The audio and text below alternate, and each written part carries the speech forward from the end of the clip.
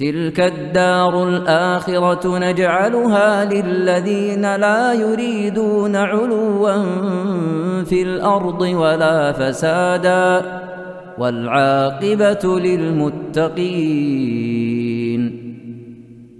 بسم الله الرحمن الرحيم. الحمد لله رب العالمين والصلاة والسلام على المبعوث رحمة للعالمين نبينا محمد وعلى آله وصحبه ومن تبعهم بإحسان إلى يوم الدين. أما بعد. Kaum muslimin dan muslimat, para pendengar dan para pemirsa, Assalamualaikum warahmatullahi wabarakatuh. Ada dua ayat dari surat Taubah patut untuk kita renungi dan kita mengambil pelajaran-pelajaran berharga darinya, yaitu pada firman Allah Subhanahu wa taala, a'udzubillahi minasyaitonir rajim, khudh min amwalihim shadaqatan tutahhiruhum wa tuzakkihim biha wa shalli alaihim inna salataka sakanun lahum wallahu sami'un alim. Alam ya'lamu anna allaha huwa yaqbalu at-taubata an ibadihi wa ya'khudhu as-sadaqat wa anna allaha huwa at-tawwabur rahim. Terjemahan makna ayat, wa khudh min amwalihim sadaqah, ambillah dari harta-harta mereka sebuah sedekah, zakat, tatahhiruhum, yang mensucikan mereka, wa tuzakkihim, yang membersihkan, mengembangkan mereka, wa shalli alaihim, dan berselawatlah engkau atas mereka, doakan mereka, sungguhnya doamu atas mereka, untuk mereka itu adalah sakanul lahum, ketenangan untuk mereka. Wallahu sami'un alim, dan Allah maha mendengar lagi maha mengetahui. Alam ya'lamu, tidakkah mereka tahu, anna allaha huwa yaqbalu taubah, bahwa dialah Allah yang menerima taubat, wa ya'khudus sadaqat, dan mengambil sedekah-sedekah itu, wa anna allaha huwa tawwabur rahim, sedangkan Allah itu dia adalah maha memberi taubat dan maha merahmati. Jadi pada dua ayat yang mulia ini perintah Allah kepada nabinya, khud, ambillah wahai Nabi Muhammad, pungutlah sedekah itu, karena itu asalnya di dalam zakat, yang memungutnya, yang mengumpulkannya itu adalah kepala negara, urusannya dengan pemerintah. Sebab ini perintah kepada Rasulullah Sallallahu Alaihi Wasallam. Iya, karena itu diatur di dalam syariat beliau bahwa pengumpulan zakat itu ada amil-amil yang bekerja, dan itu ditunjuk oleh Rasulullah Sallallahu Alaihi Wasallam langsung di masa beliau. Dan hukum ini berjalan setelahnya, ditunjuk oleh para khulafa ar-rasyidin. Dan di sistem tata negara mereka, zakat itu telah ditentukan orang-orang yang memungutnya digaji oleh pemerintah ataupun diambilkan dari zakat tersebut. Makanya Allah perintah kepada nabinya, khud min amwalihim, ambillah dari harta mereka, pakai min di situ, artinya ambil dari sebagian harta mereka.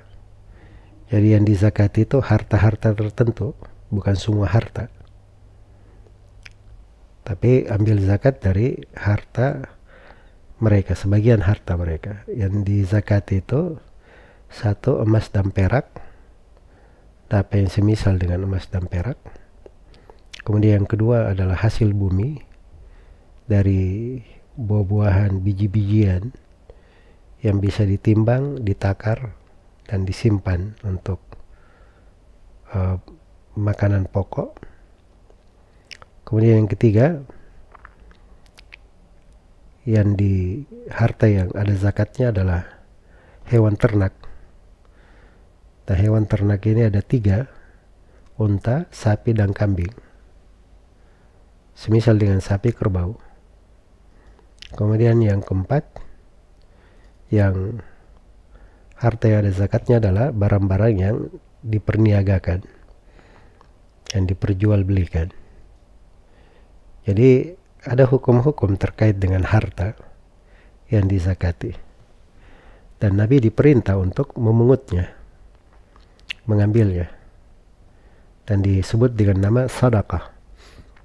Karena di dalam Al-Quran itu kata zakat kadang dibahasakan dengan sedekah. Kalau kita kan di Indonesia zakat itu lebih familiar untuk hal yang wajib. Sedekah itu familiar untuk hal yang sunnah, demikian pula infak.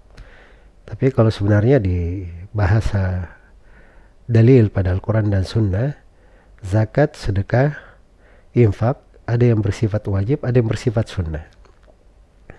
Ada yang bersifat wajib, ada yang bersifat sunnah. Iya. Dan yang dimaksud di sini pada sedekah itu pada zakat yang diambil dari mereka. Dan dikatakan di sini dari fungsinya, manfaatnya ada 3 disebut manfaat. 1, tatahhiruhum biha. Tatahhiruhum. Yang pertama, zakat ini, sedekah ini mensucikan mereka. Nah, jadi dari keindahannya di bulan puasa, ketika seorang itu memperhatikan dari fikih zakat, dan tentunya zakat itu dikeluarkan tidak mesti di bulan puasa, tapi dia dikeluarkan sesuai dengan waktu wajib zakat itu terhadapnya. Kalau hartanya sudah berputar 1 tahun, atau kalau dia tidak pakai putaran 1 tahun, misalnya harta ketika dipanen, hasil bumi, dikeluarkan pada waktu dipanen. Ya tidak mesti di bulan Ramadan. Ya cuman banyak dari orang-orang yang punya harta, dia sengaja mengakhirkan di bulan Ramadan, atau mengedepankan, mengeluarkan di bulan Ramadan, supaya mengumpulkan antara kebaikan bulan Ramadan dan kebaikan di dalam mengeluarkan zakat. Nah itu nggak ada masalah ya, karena seorang juga kadang mau menghitung-hitung juga, bagusnya dia hitung di waktu yang paling dia bersemangat. Ya, zakat ini mensucikan. Sama ketika di Ramadan ada zakat fitri, Nabi SAW menjelaskan bahwa fungsi zakat fitri ini adalah tuhratul lisaim, tuhratan lisaim, hal yang mensucikan orang yang puasa, hal yang mensucikan orang yang puasa. Zakat fitri yang dikeluarkan itu mensucikannya. Iya. Jadi zakat ini mensucikan orang yang mengeluarkannya dari dosa-dosa, dari hal-hal yang buruk. Ya belum lagi pada harta itu, kadang pada harta itu ada hal-hal yang panas di harta. Makanya kata Nabi SAW, sedekah itu memadamkan memadamkan api yang ada pada panas, seperti air itu memadamkan api. Iya. Jadi itu faedah dari sedekah, dari zakat ini, itu mensucikan, membersihkan jiwa, membersihkan dari dosa-dosa, membersihkan dari dosa-dosa. Apalagi pada sebagian harta, kadang ada yang masuk kepada seorang dengan jalur yang keliru, dan perlu dia sucikan dari hartanya tersebut ketika dia bertobat darinya. Iya. Maka zakat ini pensuci. Tatahhiruhum wa tuzakkihim biha. Kemudian zakat ini mentazkiyah. Tazkiyah itu bisa bermakna mensucikan, membersihkan juga, dan bisa bermakna menambah, mengembangkan. Karena asalnya sedekah-sedekah itu tidak ada yang mengurangi harta. Kata Nabi SAW, "Mana qasat sadaqatun mimmal." Sedekah itu tidak mengurangi harta. Justru sedekah itu menambah, yang membuat harta itu menjadi berberkah. Dan mungkin dengan sedekahnya, dengan zakatnya, dia dihindarkan dari berbagai musibah dan malapetaka. Nah, itu sebenarnya tambahan harta juga ya, cuman kita kan selalu berpikirnya harta itu ya duit, Jadi kalau bertambah duit, nah ini sedekah saya mantap nih, karena duitnya bertambah. Nah, padahal sebenarnya pertambahan itu tidak mesti dari sudut harta. Mungkin dia bertambah dalam umurnya, bertambah dalam keberkahan waktunya, bertambah keberkahan pada istrinya, anak-anaknya. Dan mungkin dia disucikan dari musibah dan malapetaka. Ya coba bayangkan saja, kalau dia misalnya ada orang yang kena sakit, kadang dia punya tabungan banyak, tapi sakit satu kali bisa habis seluruh tabungannya untuk berobat. Nah, begitu dia keluarkan zakatnya, Allah hindarkan dia dari musibah-musibah. Jadi mungkin orang yang berzakat itu kadang dihindarkan darinya musibah-musibah, dia tidak tahu. Andai kata dia tahu, dia akan sujud syukur kepada Allah. Betapa banyak kebaikan yang dia dapatkan dari zakatnya tersebut. Iya. Jadi zakat ini mensucikan dan juga membersihkan serta mengembangkan. Mengembangkannya, memperluas kebaikannya, memperluas berkahnya. Ya, kemudian Allah perintah kepada nabinya, wasalli alaihim, dan berselawatlah engkau untuk mereka yang mengeluarkan sedekahnya itu. Berselawat artinya mendoakan, karena salat itu asal katanya itu dalam bahasa Arab bermakna doa. Jadi wasalli alaihim, doakan mereka. Dan sebagian ulama berpendapat bahwa kepala negara apabila ada rakyat yang membawa zakatnya, wajib untuk mendoakan rakyat ini. Demikian pula misalnya sekarang ini, kalau ada lembaga-lembaga yang ditunjuk oleh pemerintah, pihak yang resmi ditunjuk oleh pemerintah, mewakili pemerintah memungut zakat, kalau ada yang membawa zakat kepadanya, maka didoakan. Itu wajib untuk didoakan. Itu pendapat sebagian ulama. Iya. Karena itu Nabi SAW ketika didatangi oleh sebagian sahabat membawa hartanya dari keluarga Ibnu Abi Aufa, beliau doakan Allahumma salli ala ali ibni Abi Aufa. Ya Allah, berilah salawat untuk keluarga Ibnu Abi Aufa. Didoakan oleh Rasulullah sallallahu alaihi wasallam. Dan boleh doa dengan doa apa saja. Iya. Kemudian di ayat dikatakan wallahu sami'un alim. Allah Maha tahu. Allah Maha dengar segala ucapan kalian, doa kalian. Dan Allah Maha tahu siapa yang ikhlas di dalam bersedekah, di dalam berinfak. Kemudian di ayat setelahnya alam ya'lamu annallaha huwa yaqbalu taubatan ibadih. Tidakkah mereka tahu bahwa Allah yang menerima taubat dari hambanya? Wa ya'khudus sadaqat, dan Allah yang mengambil sedekah itu. Jadi subhanallah, kalau kita bersedekah, kita jangan berpikir bahwa sedekah yang kita berikan ini jatuh ke tangannya orang yang menerimanya saja, orang fakir miskin. Betul diterima oleh mereka, tapi sebenarnya sedekah ini yang mengambilnya adalah Allah. Ya, dialah Allah yang mengambil sedekah itu.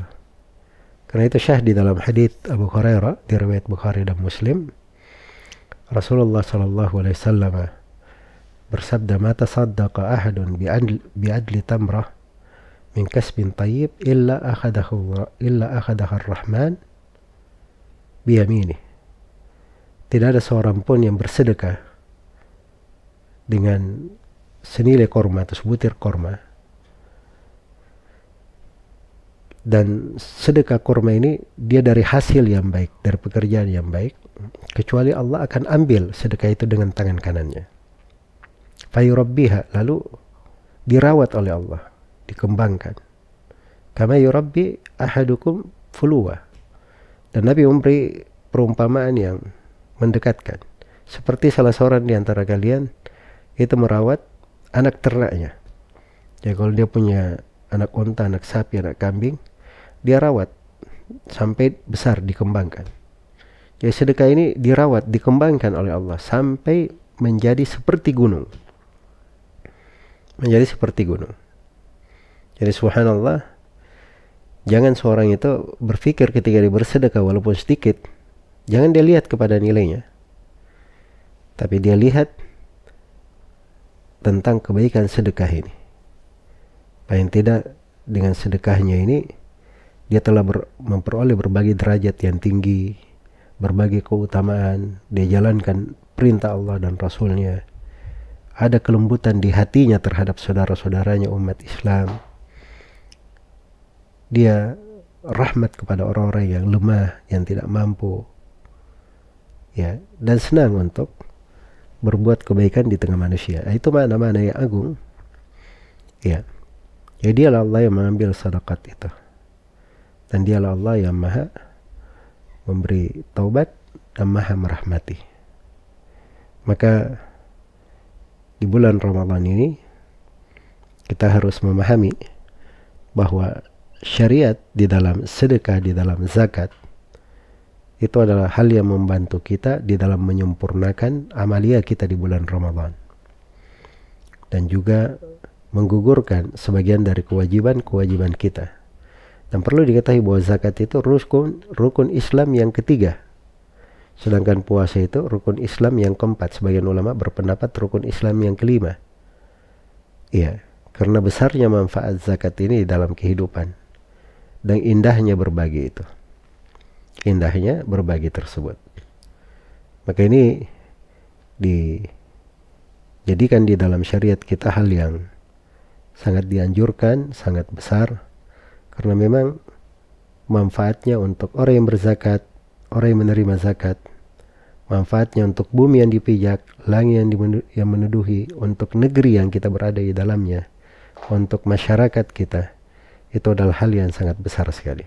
Semoga Allah Subhanahu wa Ta'ala mensucikan diri kita dari segala dosa dan kesalahan, membuat amalan-amalan kita sebagai amalan yang selalu berkembang, diterima di sisi Allah, dan semoga Allah memberkahi kita pada segala yang Allah karuniakan kepada kita. Innahu waliyyu dzalika wal qadiru alaihi, wallahu ta'ala alam.